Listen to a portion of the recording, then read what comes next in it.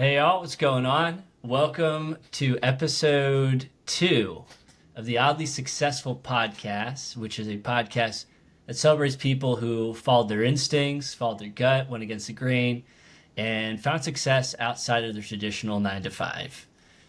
I am your host, Alexander Lefero Dietrich, and again, before we begin, I'd like to remind you that you can find our episodes on YouTube and Instagram by following at Oddly Successful. So in today's episode, I'm really excited to be interviewing Tyler Mogel, who has got some crazy achievements he's going to share with us today.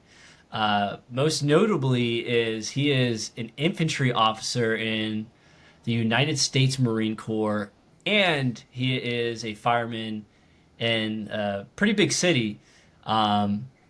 And what's really interesting is he has really turned his life around. What seems, what he seemed to be saying. I'll let you fill that in a minute. But yeah, did a total 180 on his life and is now, kicking some serious ass, man. Defending the country Right. and fighting fires. I'm trying. I think you're succeeding, man. Like, not many people would volunteer to run into burning buildings and then just like And get do shot at. everything that Marines do and get shot at. Like, what? I just don't have any of the talents, so I just have to rely on brute strength. Hey, you know what? That works out pretty good because, like, I could not rely on brute strength. I would get broken. I know we want to touch into the 180 that you did, but that's actually the brute strength thing. It's kind of, I don't know, an interesting segue. What do you think is just the most badass physical accomplishment that you've ever done? Just out of curiosity's sake. Dang, that's a good question.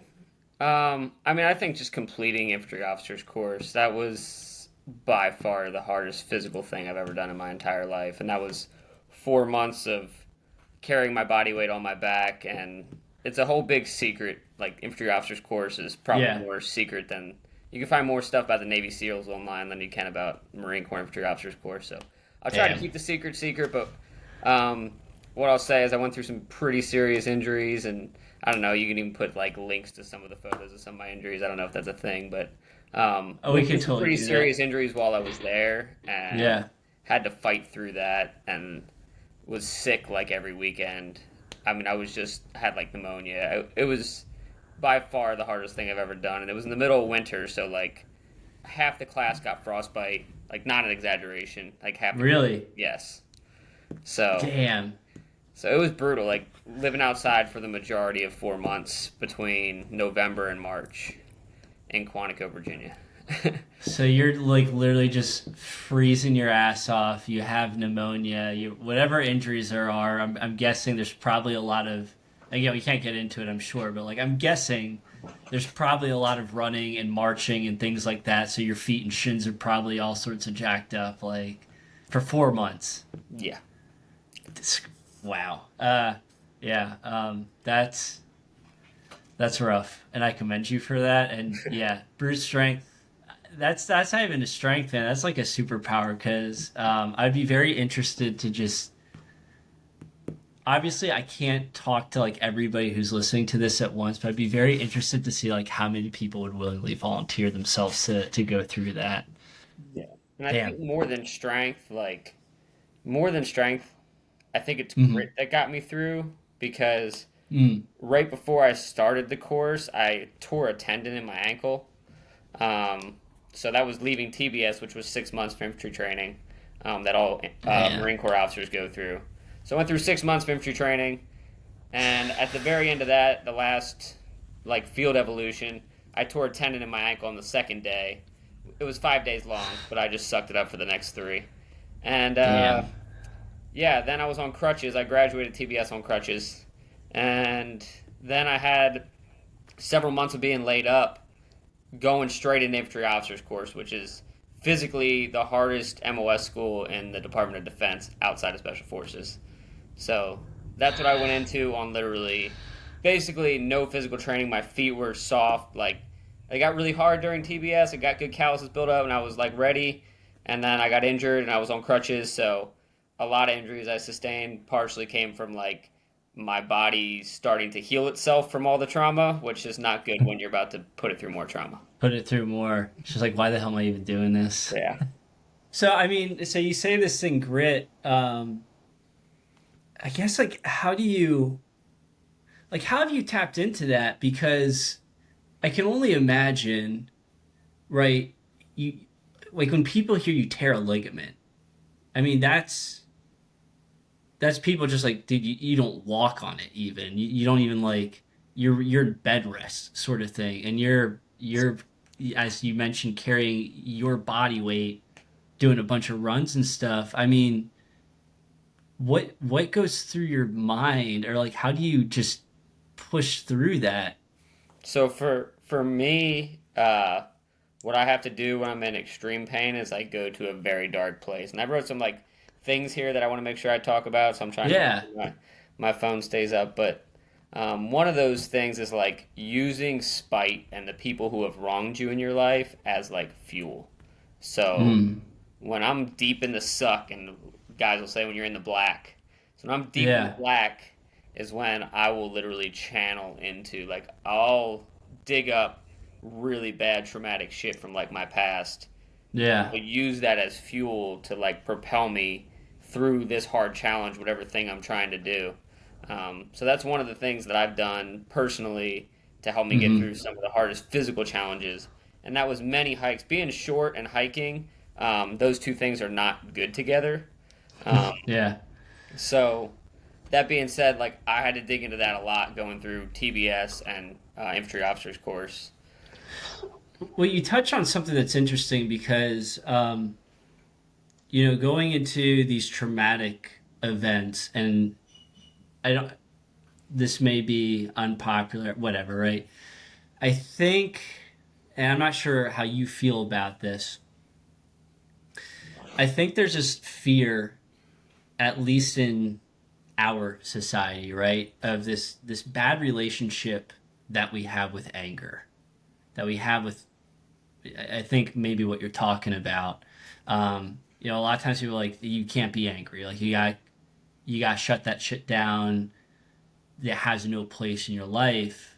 It almost sounds like what you're using though, and I'm not sure if the anger or the trauma is the same thing or not, but it's like sounds like you've developed a relationship with a lot of what we would deem negative. You can't have those sorts of emotions, but that actually seems like that's what got you through a lot of this.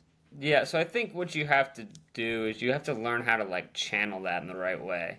And I wasn't Mm, always able to do that. mm, I used to be angry and didn't know how to control my anger and would like punch walls and put my hands through yeah, stuff that wasn't supposed to go through. But I've learned yeah, throughout my life to like take two deep breaths and like calm down in the moment of like situations that really stress me out, or make mm-hmm, me like angry and want to fight somebody. So I've yeah, learned to like channel my anger, and now I've learned to just solely use it to like propel my life forward. So I have a personal belief that I think spite is the strongest human emotion, yeah. and I've achieved a lot in my life based off spite. Well, I'm interested, like, with that being, what you're saying is the strongest emotion. And you had also mentioned just like before we were even recording this about just some of the history that you had as a kid. I mean, you said that a lot of people that knew you when you were younger would imagine that you'd either be dead or in jail. Yep, Um, pretty accurate. and that's far from the case now. I mean, you're like on the other side of that. You're like, let's fucking go, guys. Yeah. um, but would you say a lot of that, like, obviously up to you to share, is a lot of that spite that you tapped into like part of that period of your life? And then how did you, if so, well, let me just start there. Was that like Yeah, for a bunch sure. of, yeah, Childhood trauma stuff, like dealt with a lot of abuse and stuff growing up, and I have a good relationship with my yeah, parents now, but it wasn't always that way. yeah, And but I still am able to tap into that, like yeah, despite the relationship I have with my parents now, like I'm still able to tap into all the stuff that happened to me when I was growing up. So I use that absolutely is one of the main things that I tap into. But there's a lot of other like just wrongdoings, people who fuck you over intentionally, like people who have like malice in their heart when they do stuff to you. You can tap into that stuff. Like anything, you can use recent stuff or you can use like stuff that's a long time ago, childhood stuff, and tapping into all that when you really need the fuel. And I think when you're gonna find that the most is when you put yourself through extremely hard physical challenges. Like you're not gonna tap into this like doing homework. You're not gonna tap into Yeah. this like trying to write a paper or I don't know, name something else that kind of sucks that you have to do. Like you're not gonna tap into this when you're doing chores. Like Yeah. you're gonna learn that you need to tap into this monster. I call it the monster. Like I unleash the monster, and I like physically have control over it now. Like Yeah. it wasn't always that way, but I'm to the point now where I can literally like in the middle of a hike when like I feel like I'm about to die, like I feel like I'm about to pass the fuck out. I'll literally Yeah. be like, all right, I'm about to unleash the monster, and then I just go into like a very deep dark place and like don't talk to me at that moment. Like one of my buddies tried to talk to me at one point. I was like, turn the fuck around. Like, yeah, I'm in a dark place. Like, don't talk to me. So, Stay away. Yeah. so I just that's what I have to do to get through hard stuff, and I put myself through continuous hard physical challenges, and I try to continually do that. I'm Yeah. about to run a 30-mile Spartan Ultra here in a month, so Yeah. I know you've done. We were supposed to do together, but You're that's on it, man. Hey, what I will say is you taught me how to get in touch with that. So for anybody listening, I will vouch to the power of now I haven't had to do it nearly as often or on such terms as you have, but running an ultra marathon will definitely force somebody to do that. But I am curious, man. Like, well, dude, there's so many questions. So I want to set up three to bookmark before I go into them. The first one is obviously like, how did you turn around? The second one is, I think, a lot of people that are listening to this, like, um, there's a lot of folks that are working your 9 to 5, and the the tech industry and the games industry and HR and aerospace, like all these industries are starting to tank where people are getting cut and they're having a hard time. So and it's not physical suck, right? Mhm. But I'd be curious if you had any advice for folks who are like, how did they get through this mental, emotional suck as they're re-navigating their life. So that's the second one. Um, and we'll go through these one by one. I just want to put them here to bookmark. Okay. And then the third one is like, why are you running this ultra marathon? So I'll give you pick of the litter, man. Like out of those three, which one do you want to just So tackle I'm gonna hit the first? second one, and I know I wrote something down for something that would Yeah. relate to this. Couple things. So one of the things I wrote down is discipline. Like the question is like, what has made me successful? So I wrote down some like bullet points Yep. on that and discipline, and I literally wrote the abominable snowman, because like that's who I picture when like I don't want to do shit that I'm supposed to do or should be doing. Hmm. That's who I picture like picking my ass up and carrying me to the gym and making me work out. Like that's like the little Bugs Bunny cartoon. Like that's literally what I Yeah. picture.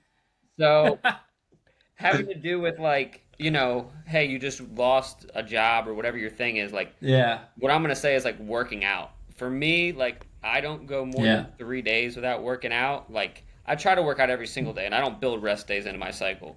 But occasionally that Hmm. stuff happens. But I definitely, absolutely, like don't let myself go 3 days without working out, and that's a lot for a mental thing too. And a lot of people Yeah. who are depressed and stuff, I will tell you, working out will cure a lot of that. And I could give you Yep.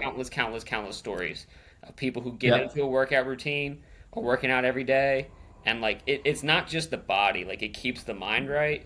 And for me, like that's absolutely true. So you just lost this job, like you're going through some sort of turmoil like that, like get your ass in the gym, and that's going to clear up your mind a lot to start focusing on like, all right, what's next? So Yeah. some things that I do, and this is like another thing I wrote down that I'm not looking at the moment, but um, I make a life goals list. So Mm-hmm. I literally have like a life plan from today through like the next 30 years. Um, Yeah. so and like the more recent ones, like okay, I'll do like 1 month, 3 month, 6 month, a year, 2 years, 3 years, 5 years, and then I'll do like 10, 20, 30. Um, Yep. Yeah. so the ones that are like closer, like the 3, 6 month goals, like they're they're less like what think about the word I'm looking for, like they're not as big of goals because I have a shorter time to achieve them. So it's more Yep. like That makes things that I sense. want to accomplish, soon. But all of it kind of goes with like if you want to accomplish anything in life, you need to have like a clear, concise, written down, concrete goal. Like this is what I want to do, and then Yeah. you just back plan from there. Like back plan what does that person have? You want to be, for me it was being a firefighter. Like okay, I want to be a career firefighter. Okay, so what do those people have? Okay, well, those people have these classes in certain departments. So like I went and got Mm-hmm. these classes, and these people have these types of degrees. So like I went and started going to college and started working towards these types of degrees. And these people are physically fit, so I made sure like I looked the part. And so a lot of my success has come from like having a clear goal and not really shifting my focus too much. Like if you find out that it's not the thing that you want to do, that's okay. You can shift your focus, Mm-hmm. but if you do it too much, you're gonna be like spinning in circles. And like I Yeah. have relatives and stuff like that who they do that. They kind of change their goal all the time, and it's like if you really want to be successful, like a ship that like changes which direction it's sailing all the time is never gonna get anywhere. But like if you're Yeah. like that's where I'm going, and that's been for me, that's been probably one of the biggest attributes to my success is like I had a clear goal. At 17 years old, I was like, that's where I'm going. I want to be a big city fireman. Yeah. And I have just been relentlessly pursuing that.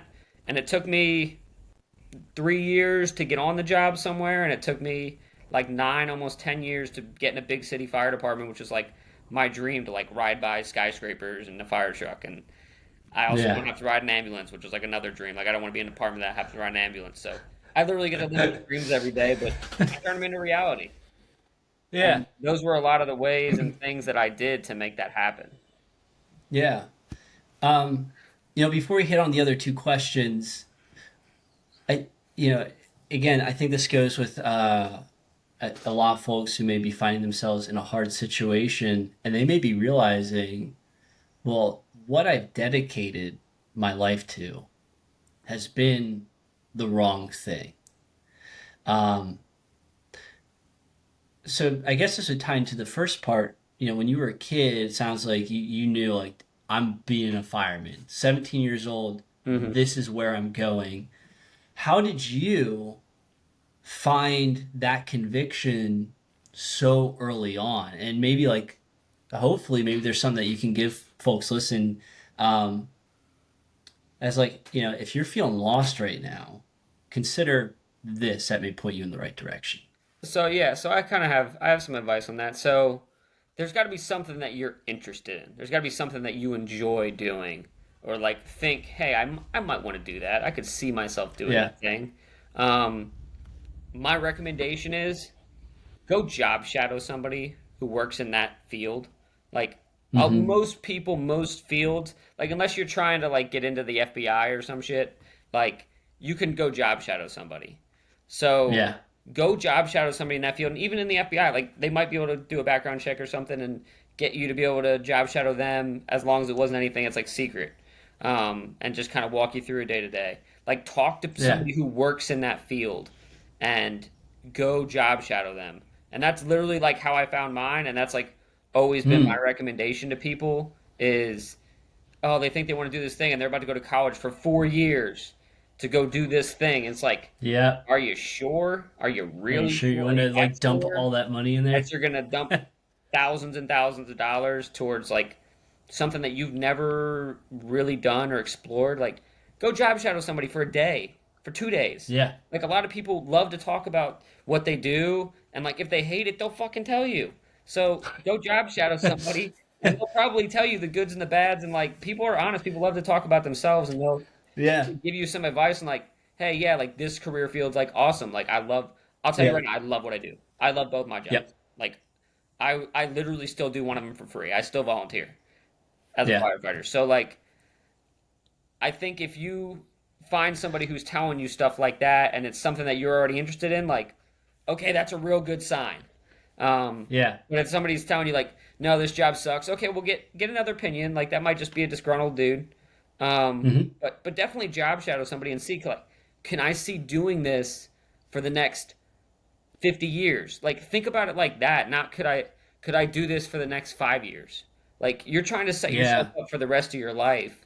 So don't look at jobs like, oh, do I think I could do this for a little bit? Like, oh yeah, I could do it. I get by. It makes a lot of money. Like follow your passion and the money will find you.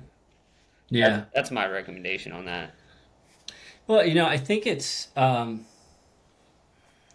so funny because like I remember I had a similar reaction. I wasn't doing job shadowing, although I wish I did. But I remember being in college doing like 3D modeling. I was going to go into like do video games and stuff like that, and figured like maybe I'd want to be a 2D concept artist or a 3D modeler or something like Hmm. that. And I remember we had a lot of people come in and be like, "Yeah, my job is great, except I work like 60 hours on a light week. Yeah. Usually it's closer to like 80 or 100, and I never get to make any art of myself. But it's great." And I was like, "Well, dude, that sucks, man. Like, Yeah. I don't want that." And a lot of people, again, this is probably corporate heresy, so sue me. Um, but a lot of people will be like, dude, I really like it here. And some people do. I will give them that. Mhm. Some people really do enjoy, like, hey, I like, being in a bigger company because there are a bunch of resources that these companies have, and you can do a lot of different things if you're passionate about it and you want to get after it, outside of your, traditional hours there. It does work for a lot of people. But, I think and part of the reason why this podcast is here, right, is just, well, there's other stories to be told. And much to what you're saying is like, if you go out and you ask people what their story is, which is why, having you on is I want you to share your story with people. For maybe there's somebody who wants to be a badass Marine or a badass firefighter and be like, yeah, that Tyler guy, I resonate with what he's saying. That's step one for me. Let me go find a firefighter. Let me find a Marine to go talk to. So, Yeah. yeah, I like the idea of shadowing people, because they're gonna give you honest feedback, and if they're not gonna say it, that you're at least gonna see it in their body Yeah, that's right. language. Exactly. Yeah. Um. So with that said, like, I'm guessing you were shadowing people when you were younger, when you were a teenager. Yeah, I was 17. I had to do it. I was still in high school. I had to do a senior project, which like Yep. I was not a good kid. I had hair down to here, and I was a total What are you hippie, saying about me, man? and I was just bad. Like I did a lot of things that I wasn't supposed to be doing when I was Yeah. growing up, and I certainly didn't want to do a senior project. So I had two options for the senior project. I could job shadow somebody, or I could do community service. Well, I had already done community service because I was bad, so I didn't want to do that again. So I chose job shadowing as the alternative. My mom recommended, oh, why don't you go job shadow your uncle in the city? He's a fire chief in the Yeah. city of Reading. So I'm like, all Hmm. right, cool. Didn't want to do it, but I was like, whatever. So I went into this firehouse and like met these guys. And these dudes are just like chilling. I mean, they're like bullshitting around the kitchen table and they're laughing, having a good time. And we ran some like pretty cool calls. Ran a call Yeah. where like they cut the roof off a car, and I mean it was like the middle of winter, so like straight ice on the roads. Like, and these dudes are out there like hauling these big people out of a car. So I just have a camera. And I'm just taking pictures and like, dude, we're flying down the road and like sirens are going and all these cars are moving out of the way, and I was just like, dude, like this is it. Like this is what I want Yeah. to do. And I had never thought about being a fireman before that. Like I have a lot of family who's in the fire service, but not like immediate family. And it Yeah. never even crossed my mind. Like I thought I might want to be a Marine. Like that was a thought. I thought I Yeah. wanted to be SWAT. Like I thought I wanted to do some cool shit. I thought I wanted to be a teacher, which conveniently now I'm taking my master's in education, but beside the point for right Nice. now. I'm working on Plan D right now. That's my Plan D, but originally it was like my Plan A. Yeah. But did the senior Yeah. project, and again, job shadowed somebody and realized like this is my thing. Like this is what I want to do. And ever since then, I've Hmm. just been like pedal to the metal. Like I knew exactly where my life was headed. I cut my hair shorter and like just started getting good grades in school and stopped doing all the shit I was doing and was able to pass a drug test and everything was good and just Yeah. started heading towards this thing like full steam ahead and started going to college and got a lot of certifications knocked out so that way like when it comes time for promotion I'm going to be ready for promotion. And some of these classes I took when I was 18 years old, 19 years old, I took classes Yeah. that like some officers in the department now don't have. um, so It's crazy. yeah, there was a time where I'm, I was going to class 12 hours a day. That's not an exaggeration. I was driving 5 hours yeah. a day. That's how like Wow. driven I was to like be a paid fireman and get on the job. But I mean, like, it sounds like, we always hear, I think, these concepts, and you touched on it, it's like, oh, you got to work, you got, bust your ass to be able to get what you want, which is 100% true. Um, and I don't think it makes it easier when you have that purpose already lined up, but I do think it makes it more. I almost want to say there's more of like an exhilaration. Like if you're driving 5 hours to go take a class because like, dude, this is gonna make me a big city fireman. There's like a sense of pride that you get in that from being like, I am doing this for this versus like, man, I gotta go drive 5 hours for whatever. You Yeah. know, it's both hard work, but I feel like one, there's just, I don't know, maybe you could say, I'd feel like the one has like this inherent like immediate value add to your life Yeah. because you're doing it. And I would recommend like never like put your time and energy into something you are passionate about. And even if that's not like your main hustle right now, like you got to work some other job right now in the time being while you're working on your side hustle, like so your Hmm. side hustle can become your main hustle. Then that's what you need to do. But don't work 8 hours for a company and not do any work on yourself. Because guess what? In 10 years, you're still gonna be working 8 hours for a company. Like work eight Yeah. hours a day and then come home and do 4 hours of work on your own thing, whatever thing you are passionate about. And that's how you Yeah. break the mold and get out of like just the mundane day to day. Like people live for the weekend. Like that's terrible. Like I couldn't imagine Yeah. living for the weekend. Like Yeah. I don't, if you hate what you do every day going to work, like you realize the majority of your life is work, right? Like you have like your kid years and that's like fun and you can do all sorts of crazy shit and you don't get in trouble for it. It's great. And then you have like retirement. That's great too. Like you get to kind of chill. Yeah. But like the majority of your life between the dashes is like you're going to be working. So if Yeah. you don't like what you do, like it's time to start working on something that's going to get you out of there and towards liking what you do. Yeah. So did you have a mentor or anything? Again, I know we talked about like shadowing, but was there like someone who really, and you had your family, but like when you were on the scene or like maybe you first started getting into it really early in your career, was there like somebody who's your Yoda man? Yeah, so absolutely. So one of these guys that I met in the firehouse, his name was Moose. Ronnie Wenzel was his Moose, name. Ronnie So Wenzel. I met this guy in the firehouse when I was doing this senior project thing. And like Yeah. he was just another guy at that point. Like I didn't really know him from Adam. Like I was just like, hey, like nice to meet you. Da, da. He was nice, but Hmm.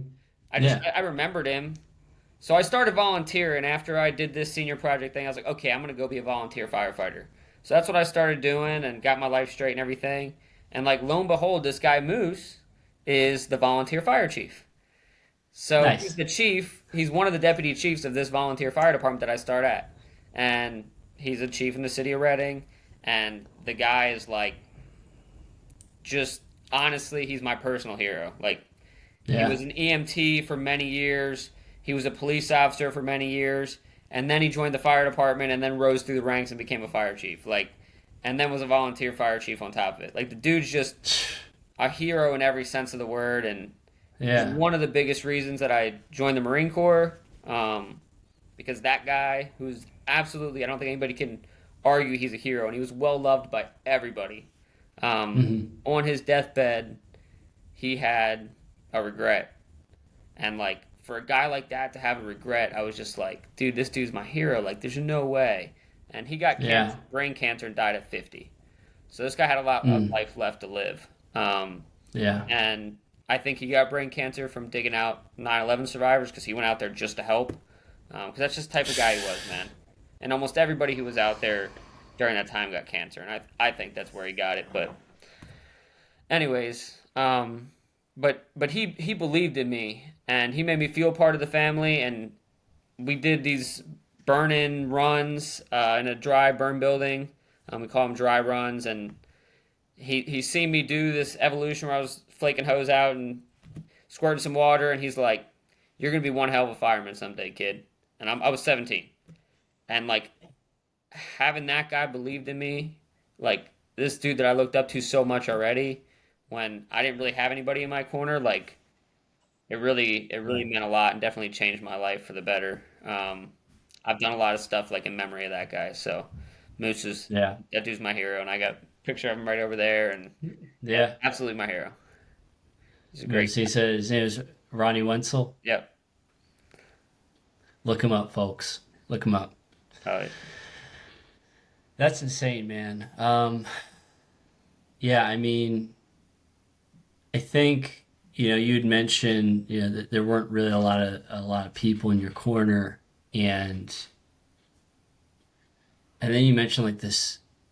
I'm like connecting pieces right now. You mentioned also shadowing people, and you find this individual that believed in you and really changed your life for the better. And I don't think it's been explicitly stated, but I think there's another utility, right, beyond just seeing what the day to day is like in, you know, shadowing somebody, but you may find someone who guides you. Like, not just, hey, here are the in and outs, but like, who's like, there's another way and you yeah. got this. You don't know, right? You don't know unless you go out and you build that community. Um, Yeah, and I'm looking at like some of your notes here too, and you have things like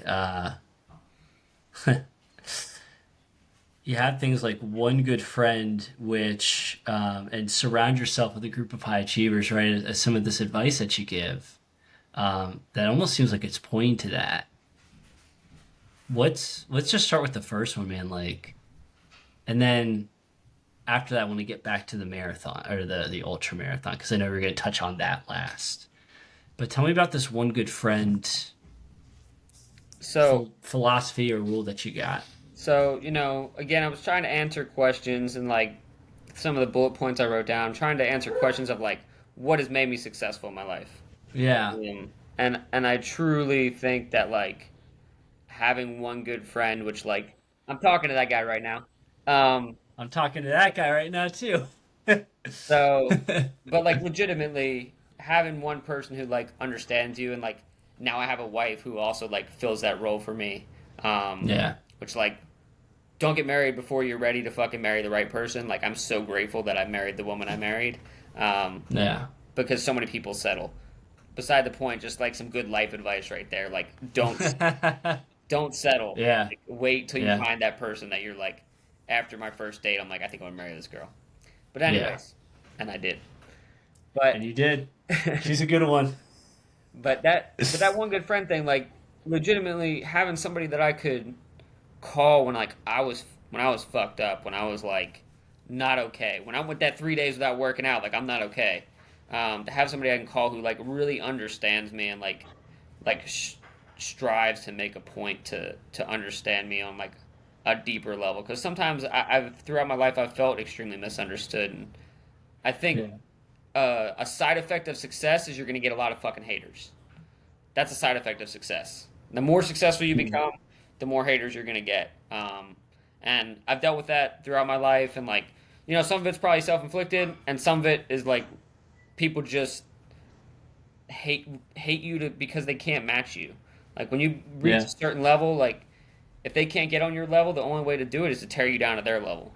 And you Yeah. think about the most famous people in the world, they literally have people who follow them around. They're called critics, and they literally just shit Yeah. on these super successful people because it tries to make them feel better, make everybody else feel better that oh this successful person did this thing. Like so the more successful you become, the more haters you're gonna get. So just understand Yeah. that's a part of becoming successful is you're gonna get haters. So Yeah. and I hope I touched on the one good friend point enough. Uh, Well, I mean, I think it's like your counterbalance, right? Like it having one good friend keeps you grounded. I mean, like, and not trying to pick on you, man, but like you're sitting here and being like, dude, me fucking badass Tyler Mogel, like there are days where I'm struggling hard, and folks, if it if a dude who runs into burning buildings and gets shot at while carrying his own weight on his back with a broken ankle is like, hey man, I need a friend today, like you're allowed to reach out to some people, yeah, you know? yeah, definitely don't So, hesitate to reach out to people when you're jacked up. yeah.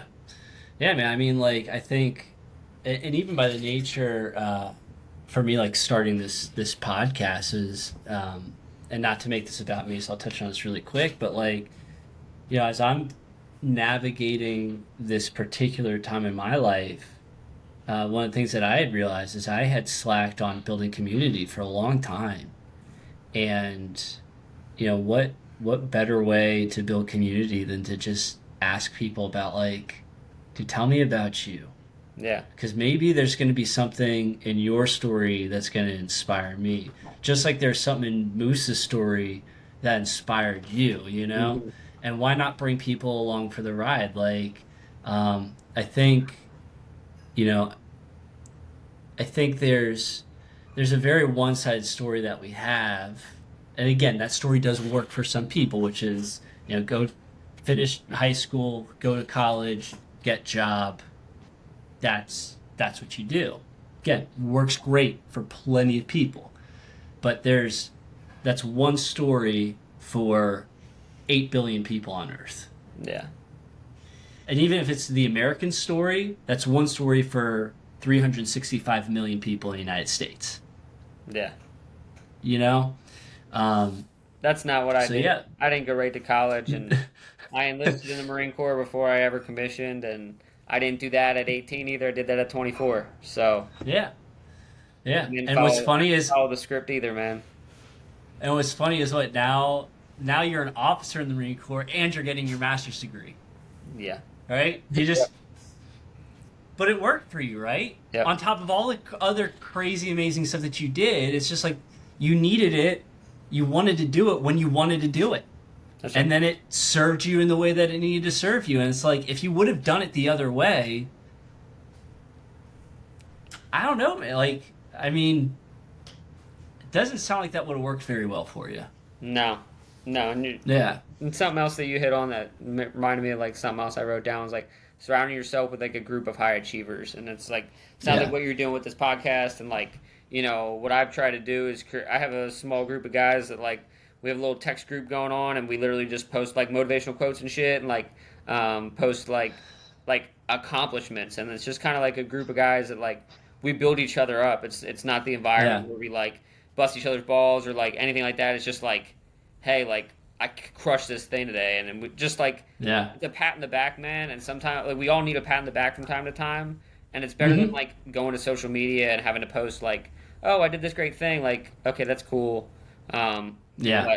but to keep it like low key, you can keep some of your like smaller successes like low key and not make it seem like you're like fighting for attention so much, and Hmm. just kind of like talk to the boys about it and be like if you have a group of guys who are like constantly like pushing the bar, like, oh, this dude posted here he ran 11 miles a day, and you're like, fuck, like, dude, I was gonna be late, gonna take off today, like, shit, all right, I'm gonna go do my work, and then like the next Yeah. post, like, hey man, I just enrolled my master's degree, and you're like, shit, man, like, I wasn't gonna do anything for the next like 3 months, like, I just like got done doing this other big thing, but like, dude, these dudes are still crushing, like. to have a community of guys like that are like just pushing for the next level, like I think it propels you further. So it's definitely like Yeah. something that's helped me in my life is having the Knights of the Square Table is what I call my group, and Yeah. started off a bunch of us smoking cigars around a square table at my apartment, and we became the Knights of the Square Table.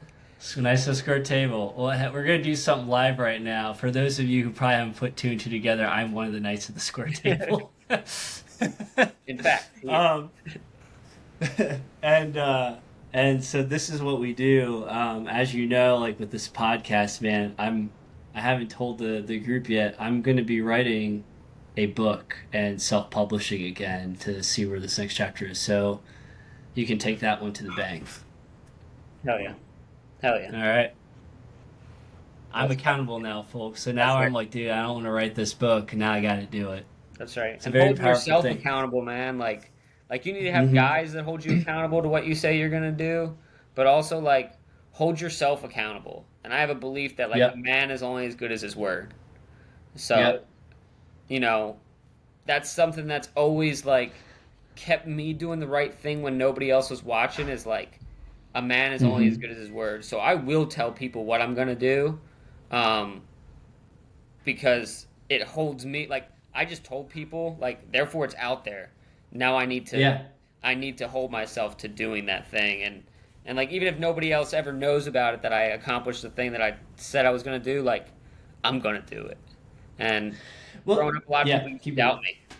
A lot of people Yeah. used to doubt me, and everybody thought I was crazy, and you'll never be able to do it, and your back's jacked up, or you're too small, or whatever thing it was. And it was like, for the record, I'm 5'3", so um, there was a lot of doubters in a lot of the stuff I've done. Yeah. And I've just held myself to achieving what I said I was going to do, and now very few people doubt me. So it's harder to operate off spite now. I got to find other motivators because not as many Yeah. people doubt me, but I still got haters out there.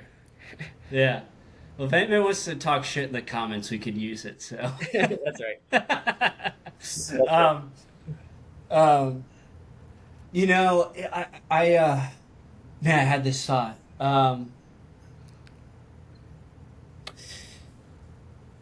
There is utility, like good utility in pain.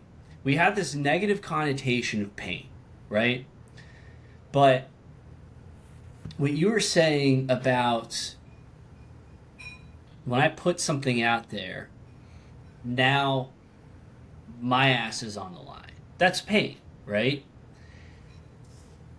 But if you risk having that pain, you begin to build your character.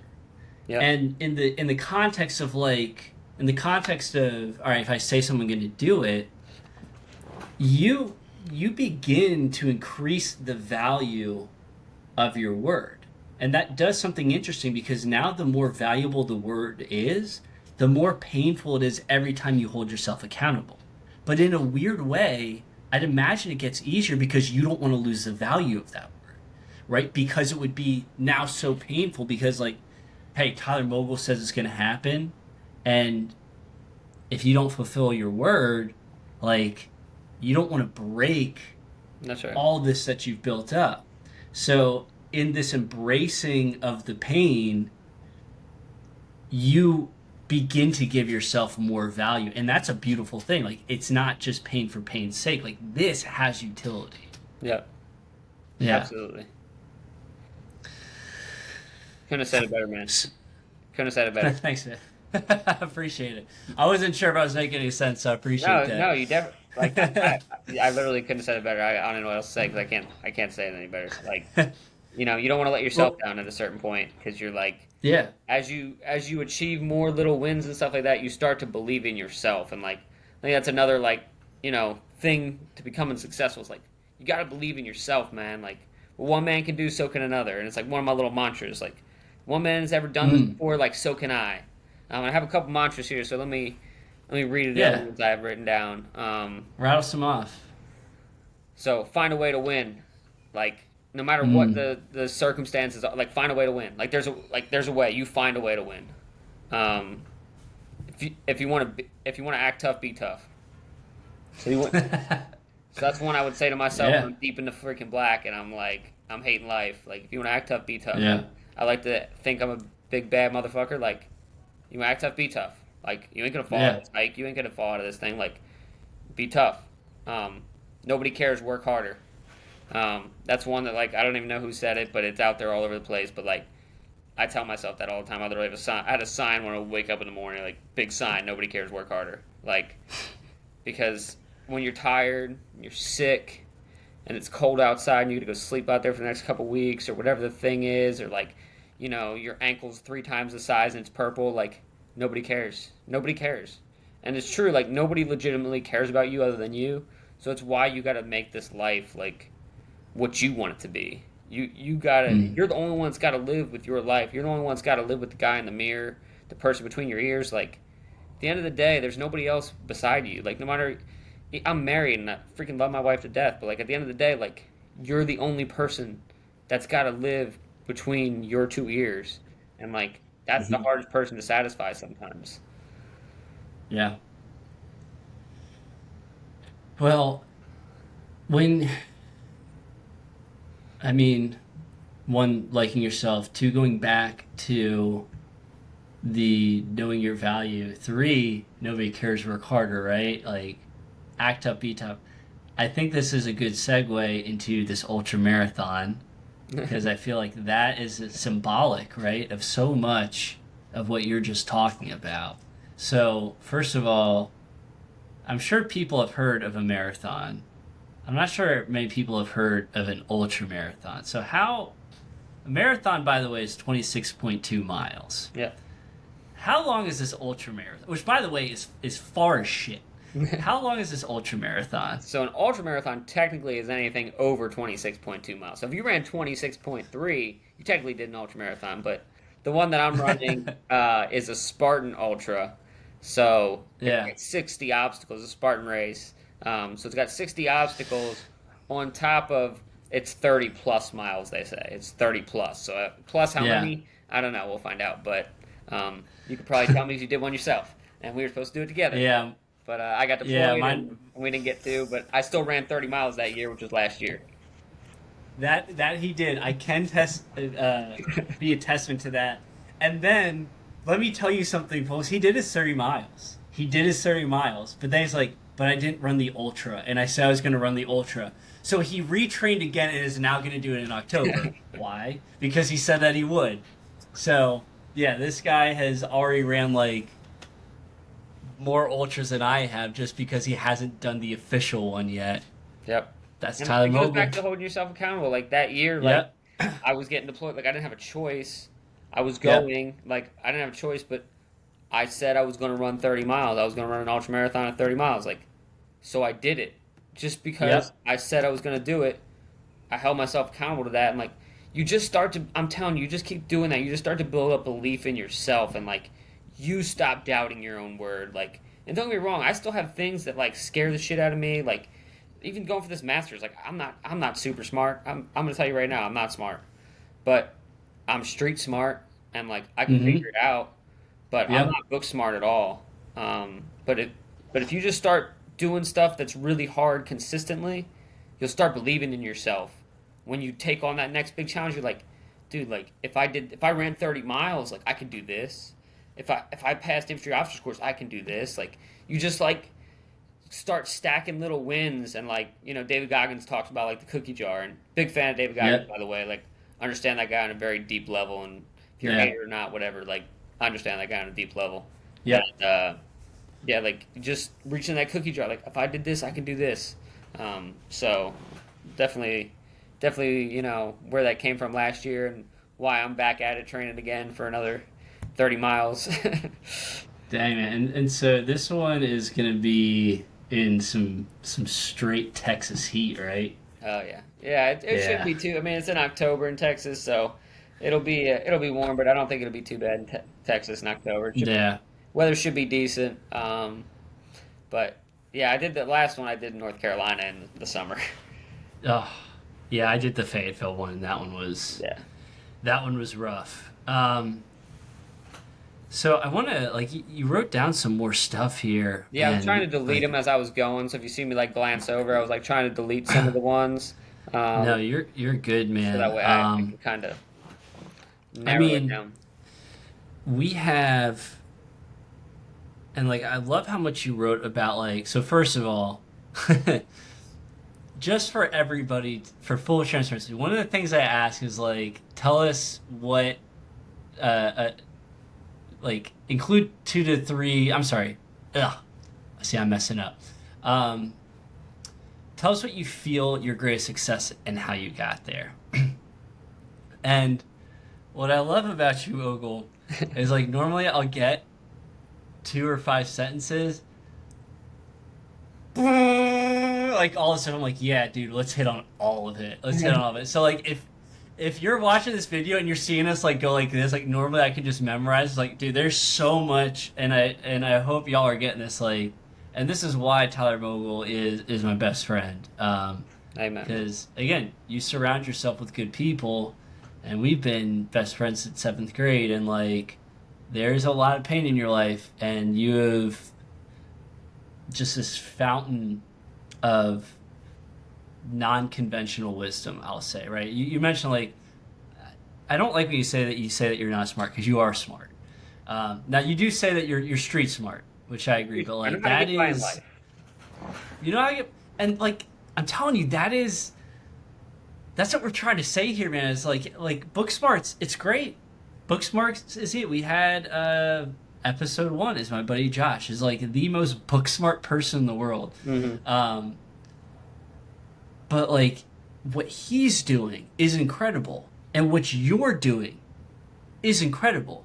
They're just 2 different types of smarts, right? Hmm. And going back to the original, I'm gonna drill this, man. I feel like I'm drilling this like super hard in this episode, but like going to the original point of this podcast is like, yeah, we are in a book smart society, and that is good. And this is a path that relies a lot on book smarts, and that's fine. But if you're listening to this and you're like, dude, like, man, I'm not much of like a textbook person. I'm not much of like, you know, researching things or putting that together. Dude, that's fine. That is fine. Hmm. It just means that your path is not going to be as clear cut sometimes. That's right. That's all it You just means. gotta find But your there's still a path. path. Just gotta find a path. Just gotta find a path. So getting back to me like scrolling through the phone of like all this stuff that you have. Um, So something that you we talked mentioned, about earlier, like yeah, seeking open and honest feedback, is one of yes, the things I wrote down. So like that goes back to something I should have hit on earlier. If I had organized it better, I probably would have. But like having that good solid group of like high achievers, and like I mm-hmm, am constantly from like people I work with, or like supervisors, or my best friends, or like just friends, or like who anybody who's willing to give me open and honest criticism, like I will ask for it, and I'll be like, hey, you're not gonna thank me. yeah, We did like these things called pure evals in mm-hmm, TBS, um, OCS, which is Officer Candidate School, TBS is the basic school, Infantry Officers Course. mm-hmm, We do these pure evals and they're anonymous. So I got like open and honest feedback, and I literally read that shit every night. Like I have the book, I have a mm-hmm, book next to my bed where I wrote all this stuff down, and like full transparency, like wasn't the most loved guy in Infantry Officers Course, like you know, for a variety of reasons, and one of those things, like here's a little snippet, like uh, it was the one place because I was so broken, and it was so extremely physically hard, and like hiking is not my strong suit, and it was a lot of that. yeah, It was the first time in my life I'll say that I just tried to make it. yeah, Um, and it's probably I graduated and everything, and I didn't like wasn't close to failing out, but that being said, like I could have done better and I should have done better, um, and I attribute that like here's a failure, like like I tried to just like hit the bar for the first time. Normally I'm trying to like be number one, but like for the first time yeah, I tried to just like hit the bar, and if you like just try and hit the bar, like you're gonna be below the bar, especially for yeah, me because I'm not ultra talented at anything. So there's a little like life lesson. Like, don't try and be good enough. Don't try and do the bare minimum because you're gonna be disappointed at the end of the day at like your yeah, performance. So like, I'm happy I graduated. I couldn't be happier with like being an infantry officer. Like, and I love my guys, and I'm really happy with the job. And like, glad I made it through the course and learned a lot and like still performed well and fought through some crazy injuries that most people didn't even know I was dealing with. Yeah. But that being said, like, don't try to hit the bar, I guess is all I'm trying to say with that. It just reminded me of a point of like failure in my life. Like I'm not this ultra perfect person. Like I've fallen on my face a million times. And I think one of the other things that's made me extremely successful is like go from failure to failure without losing steam. Hmm. So applying for fire departments, like back in the day, like not too long ago, 10 years ago, when I was applying for fire departments, like it was extremely competitive. I mean, there Yeah. was thousands, and I don't underestimate like thousands and thousands and thousands of people who would show up for like 10 jobs. Yeah. It was crazy. They would literally have lines wrapped around the block. A good example of like how competitive it was. I tested in Philadelphia. I was 19, and Mhm. I scored 100%. So I walked in that day like couldn't have done any better. My book smarts, they all came Yeah. together. The stars aligned, and I got 100%. I was 1,056 in the list, and I never moved on to the second step in the process. So that's how competitive it was to get into Yeah.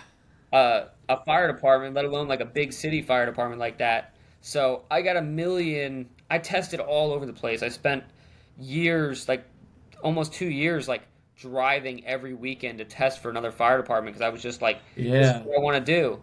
And I got a million. Thanks, but no thanks. Thanks, but no thanks. It's like I thought I had so many of these. I was like this close, Yeah. and I would get beat out at the last minute.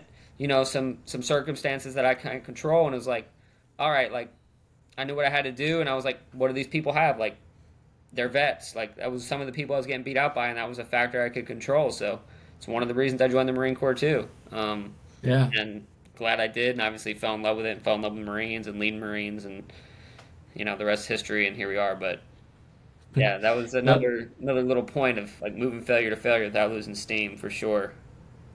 I want to highlight that too because again, just keep in mind that I am putting this out to a lot of folks being impacted by the layoff community, and I see all the time these people like I've applied to like 500 jobs or something like that, and I just keep getting rejected. And one of the things that I've been trying to that I've noticed when I went through my layoffs is the sheer volume of people applying is like that's the reason why you're not hearing anything back. That's the reason why you're getting the things. Things like even if you were on point, there's Yeah. so many people, and I don't say it to like discourage anybody. It's actually to encourage because like if you're throwing things, you're like, dude, why am I getting 100% on this stuff? Like, why is my profiles and my resumes, and my book smarts, and like my physical, whatever it is that you're applying for, why is this not good enough? Well, it's not that it's not good enough. It's just there's sheer volume. And so, what, as you mentioned, what is a competitive edge that you can do when everybody's trying to go through the same door? Mm-hmm. Is there a side door? Yeah. That's the question to be asking. That's And right. for you, you're like, oh, I see a side door. For me, that side door is I become a vet. Let me join the Marine Corps. Let me get those. Let me get that on there, right? Maybe for some folks, it's like, hey, do I know a person who knows a person? I don't know, right? Or can I go to a career fair, which nobody, I don't want to say nobody does, but like far less people go to career fairs versus hitting easy apply on LinkedIn, right? Mm-hmm. Is there a side door that you can go into that not other people are going into? And that you can control that. You can't control how many people are going for the same shot as you are, though. No, that's exactly what I did. Yeah. Exactly what you just like find your in, like find a way to win, right? Like that's Find a way to win. Yep. that's the mantra. Like find a way to win. Like there's a way. If one man has done it, so can you. Like find the way. There is a way. Like getting little poopy pants and like getting sad and feeling bad for yourself. Like that doesn't fix anything. That doesn't make your Yeah. problem, your situation better. Like find a way Yeah. to win. What's the way? Find a way. There is a mantra that you actually gave me years ago, and I remember it. It's when failure's not an option, there is only success. Yeah, I don't know That's where a you're going. that's a I'm a quote mogulism. guy. I That's like a quotes. you are a quote guy, man. I got so many quotes here, um, but I also I want to be cognizant of our time. I know we're approaching the hour, and so with that said, I think we actually hit most of these. Yeah, no, we Um, really have. There's very few left that we have to hit on, and I can let you wrap yeah, it up whenever you need to, but I'm hit good. those, man. So, all right. Hit those. There's no rush. One of the things I wrote, like if you're having to make like a major decision, something that's always steered me right, and I think that like take this one to the bank, take this to the bank. Hmm.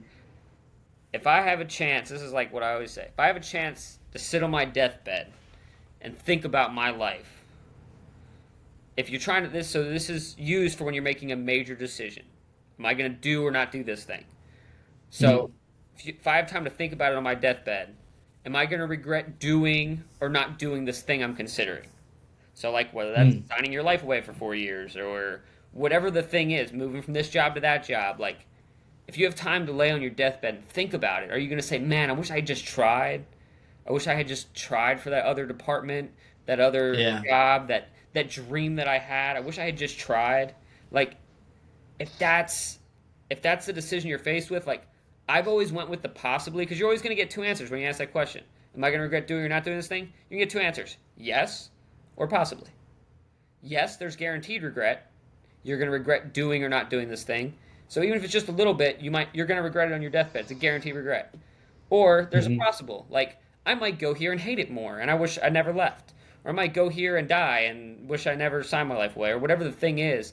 Like I've always went with the possible regret versus the Yeah. guaranteed regret, and it has never Mm. steered me wrong, not yet. Yeah. And I have used it for every single major, I mean, life changing decision.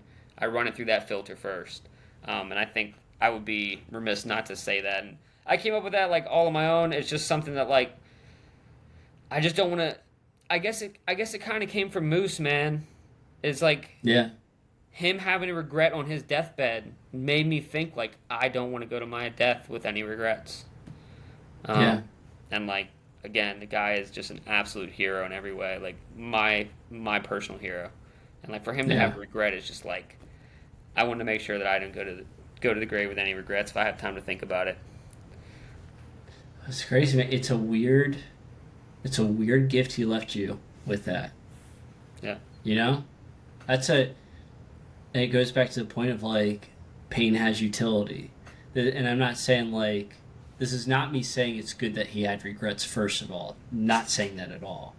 But I believe that the purpose of a lot of the pain that we encounter in our lives is so that way we can guide others through that pain when they have to go through it, Mm-hmm. right? And to think that, Moose was like, dude's a hero. It's crazy. And his regret was he wished he would have joined the military. Yeah. This dude who And, was and an if he, EMT, a fireman, a police officer, wish he would have joined the military. That was his biggest regret. yeah. And you know what? All things considered, and I'm not this like he's done a lot, right? So it's just like like I wish I would have done this thing, but for him, which is I wish I would have done this thing, and then he gave that to you. Yeah. That was the thing that blew everything open for you, Yeah. right? Yeah. So it's not that we want people to have this that they carry, but in doing so, by sharing stories with people by sharing, our struggles and stuff like that, Mm-hmm. that we are able to carry and then give them to somebody, that could be the thing that opens it up for them. Pain can be good. Yeah. And I think it's a great teacher. We talked about Yeah. the physical part, but I think you learn more putting yourself through like physical pain, especially, than like I think you grow beyond your years. I think that's something physical Mm. pain does for you.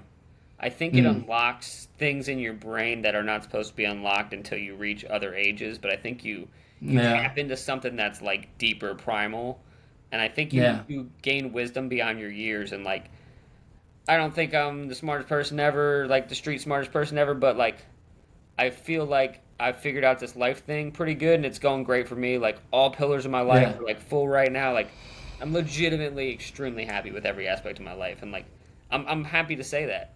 Yeah. But I think I gained a lot of this wisdom through like pain and physical suffering. I think it's helped me.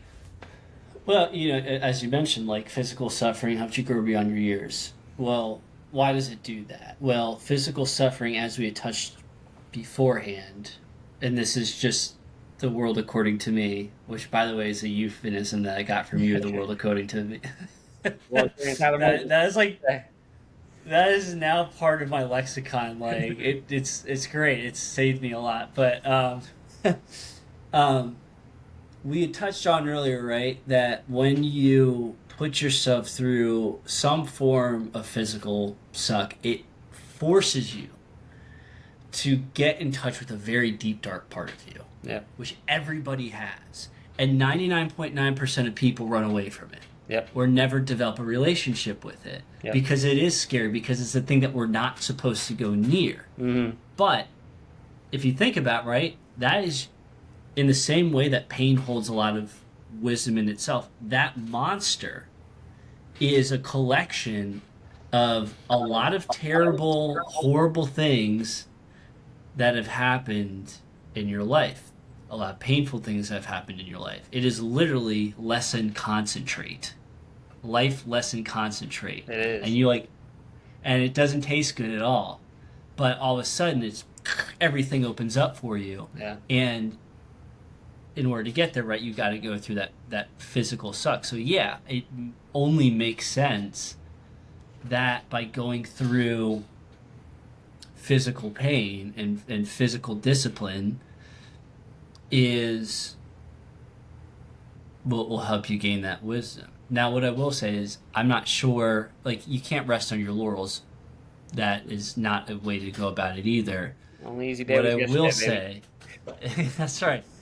But what I will say for people listening is, most of you probably don't need to go to the extremes of a constant OCS or TBS or ultra marathon. But if you haven't pushed yourself physically, that could open up some things for you, and you don't have to damage your body to do it, but it's going to hurt, and you can learn a lot from that hurt. Is that Set the goal out there. Set the goal out there first, and then train for it. Like sign up for the test, sign up for the class, sign up for the marathon. Like you're not ready now, but like procrastination, like we're all procrastinators in some way, and like you don't want to show up to that thing unprepared. And if you're a man of your word, you will prepare, or you will suffer through it one way or another. But you're going to finish it.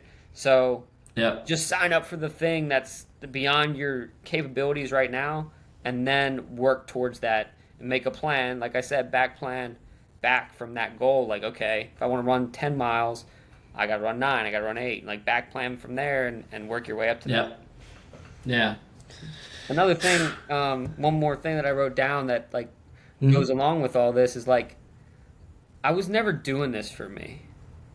And I think that that's also, like, huge. Like, and that's why I wanted to write these things down, because I'd be remiss not to talk about, like, some of my, like, most foundational, like, mindsets. But if I was just talking to you, like, we've been talking for years, so it's like I could easily forget. But like I would always say, like, when I was on these fuck off hikes, like, I'm doing this for my future wife and my unborn children. Like, and this is just me talking to myself in my own brain, like, I'm doing this for my future wife and my unborn children. Well, I found that wife now, so now I'm doing it for Kelly and my unborn children. Like, that's been my biggest motivator for so long. And I've always thought too, like, I want to be a good example for, like, my brothers to follow and for them to, like, chase their dreams. So, like, those two things have, like, totally shaped my life. Like, we are so much more willing to do hard things for other people than we are for ourselves. Like, we don't, for whatever reason, we don't really care about ourselves that much, but we really care about other people. So if you can, like, you know, wrap up the hard thing you're trying to do, and, like, it's not about me. It's about somebody more important than me. And that's whoever you want it to be. Like, that has been a huge motivator for me, and, like, a huge reason why I've achieved the level of success I have is because it was never about me. It truly wasn't. I mean, we're social creatures too, and it's there's this book that's out there that, again, with the layoff community, has popped up a lot in my purview. Is this book called Never Search Alone, and I'm only like one chapter through it. Have you heard of that before? Mm-mm. No, but Okay, write it so down. write it down. It's basically, how do you, after layoffs and everything, how do you find a job? And what I love about this book, and this has actually been a common beat throughout my life, so I'm going to share a little bit of wisdom for myself, which is, um, I believe everybody, it's useful to believe in something, and whether that's like Christianity or Judaism or spirituality or something, right? It doesn't have to be a distinct religion or spirituality. It's just to be something to root you, right?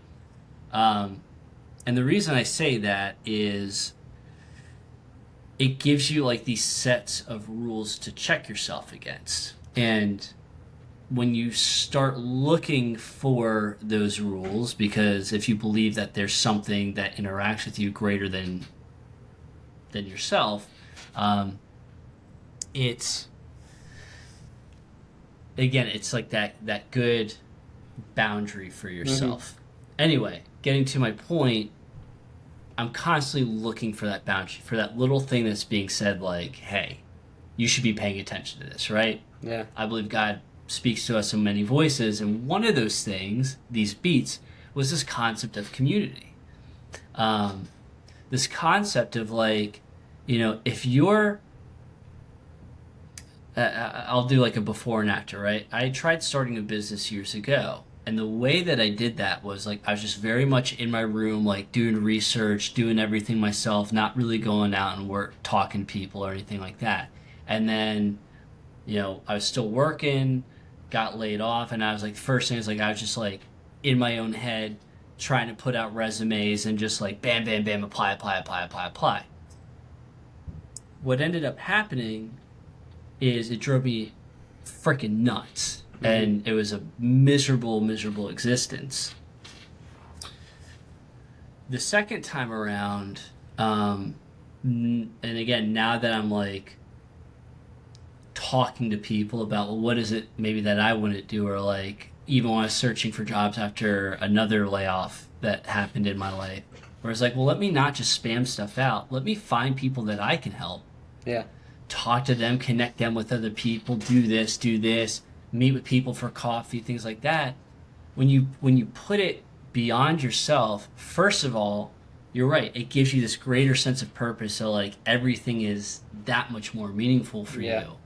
But it makes the journey way less lonely. Yeah. Way less lonely. And as you mentioned, one good friend, right? Um, you're gonna get a lot of people that just they don't really believe in the path that you're going after.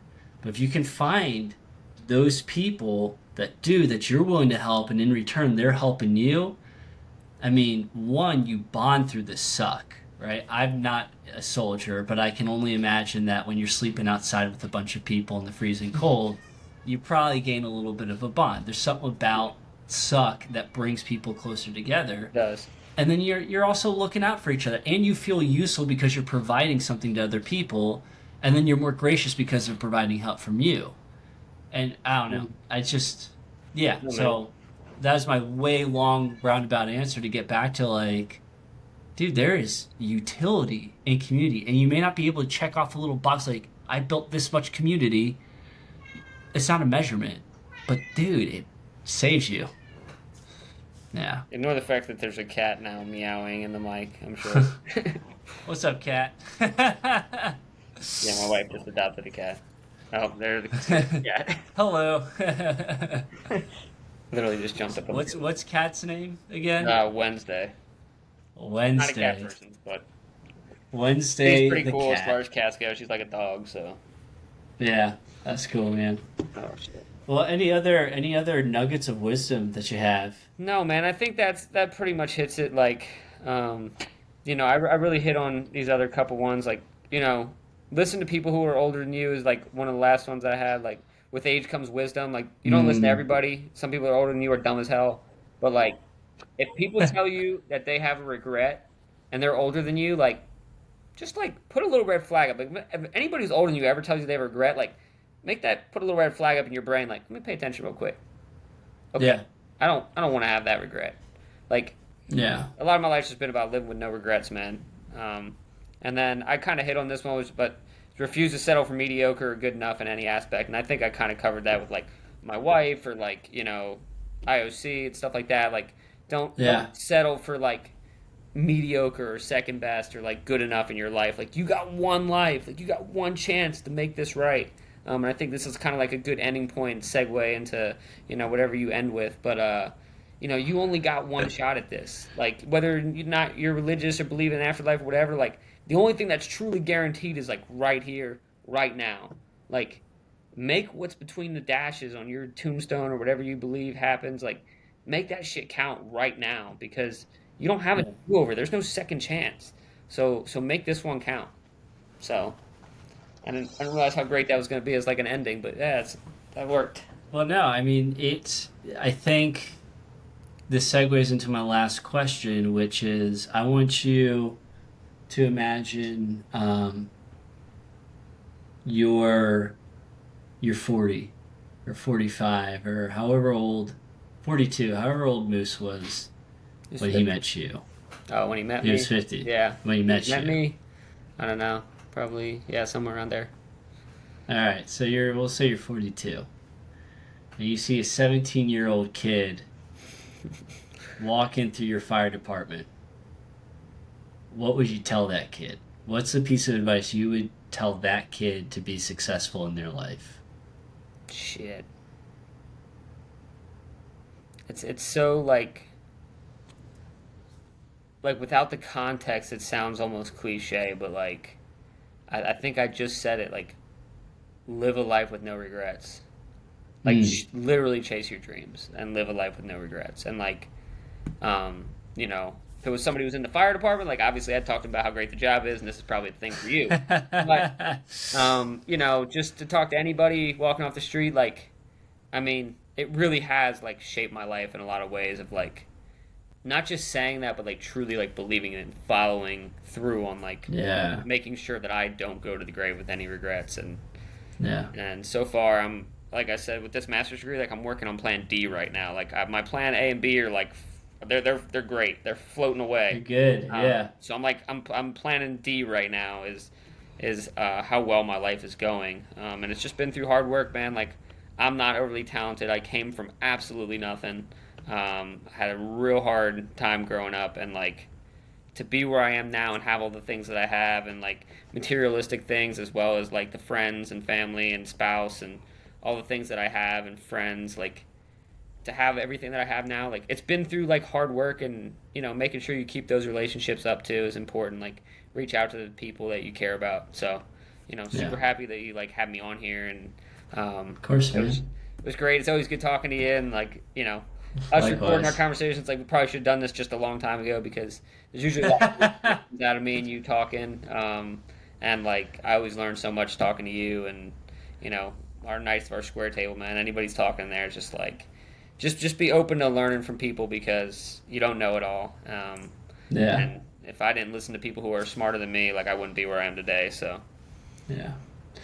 Well, next time we have a stogie together, we'll have to set up the phone or something and just put it on record. that's right. See what happens. It was good.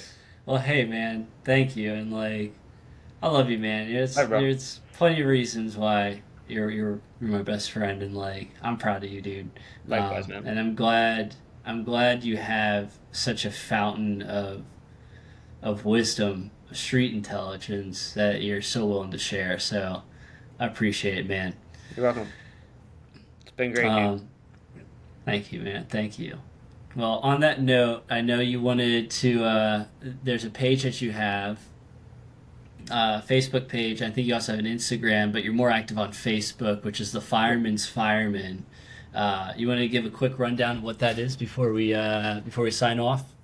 Just kind of my thoughts about like the fire service and stuff, and I'll put some cool pictures on there that I'll steal from somewhere who like gave me permission, and then I'll put some quote and some thoughts of mine. So a lot of it's applicable to the fire service, but I want to start diving into a little bit more like motivational stuff too, along with it. So yeah, I mean that's where you can find me, and like, if you know TJ, you reach out to him, and get in touch with me because I'm happy to answer any questions. If anybody's any questions about this, like my email is my last name, so it's mogelfd@yahoo.com. So like, put my email out there. You can email me and say, hey, Cool. like, I want to talk to you about whatever thing you said on there, and I'll be happy to give anybody any advice. Um, I'm super willing to share anything that I know with people. I love to kind of bring people along, for the journey too. Like I've achieved mine. Now it's time to reach back and grab somebody and pull them up. So That's what you'll find with people who are happy that they've done something with their life. It's crazy just asking folks to be on this, yeah, the people who have done great things with their life are so ready to share, man. It's incredible. And yeah, and you are no exception. You're I no appreciate it, exception. man. So the Fireman's Fireman, on Facebook. I'll post the link when we push the show out, and then also your email. Um, but yeah, man, thanks for coming Sounds on, good. man. I Thanks for having me, appreciate bro. it. All right. You bet, man. See you later. So with that, see you later, man. So with that, so everybody, thank you for listening to this episode of Oddly Successful. If you enjoyed the show, please consider leaving us a review, because doing so allows us, again, to reach more people that may not fit the traditional story, right? And if more people hear more stories of those like Tyler Mogel who have totally turned their life around, did some crazy, are doing crazy badass things like being an infantry officer in the Marines, being a big city fireman, now getting their master's degree, like just doing all this stuff. Again, it doesn't have to be the one, two, three. And if more people hear stories like that and hear how they can legitimately be successful, I believe that everyone's going to get more courage to strike out and do what they were meant to do on this earth. So thank you again for listening, and until next time, stay weird.